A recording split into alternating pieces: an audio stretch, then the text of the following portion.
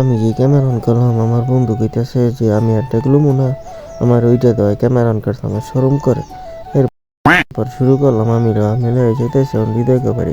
আপনারা চিন্তা করেন যে এই রোজা রমজানের দিকে রেগুলার কি করতেছি।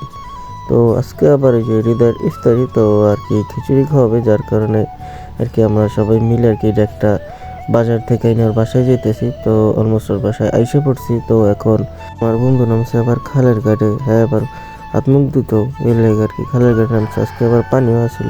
আবার এই ইডলি আর চুলা বানাইতেছে, কারণ খিচুড়ি রান্না করবো বিকালে ইফতারের সময় খাওয়াইবে, এর লেগে হয়তো ক্যামেরা দেখে আবার একদম কাম করা চালু করে দিল। ভিডিও করতেছি, কাম করতে ভিডিওর ভিতরে দেখাই বুঝে হয় কাম করতেছে।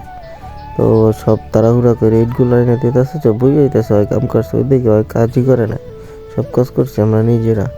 তো ওইদিকে চুলা বানানো শেষ, তো এখন লাকড়ি নামাইতেছে, যে আগুন ধরাইব এর লেগে লাকড়ি নামাইতেছে।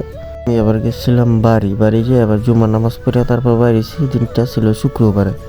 তো যে এখন যাইতেছি হৃদয়ের বাড়ি, তো যাইতেছি গ্রামের এই যে রাস্তাটা কি আঁকা বাঁকা যে রাস্তাটা, এটা আমার কাছে খুবই ভালো লাগে, আর গ্রামের পরিবেশ আমার ভালো লাগে অনেক।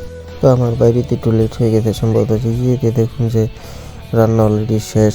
তো এখানে এসে দেখি আর আগে এই যে खराब हो जाएगा, मैं माँ अम्मा बहन पे आ जाऊंगा, मैं इनकी इनकी अम्मा बहन पे आ जाऊंगा। রোজাদার ব্যক্তি খাইতেছে। তো এখন বাজে প্রায় 4:30 নাগাদ। এই সময় খাইতেছে দেখছি, আমি মনে করছি রোজা রাখছে, তো এই যে খাইতেছে, রোজা রাখে না।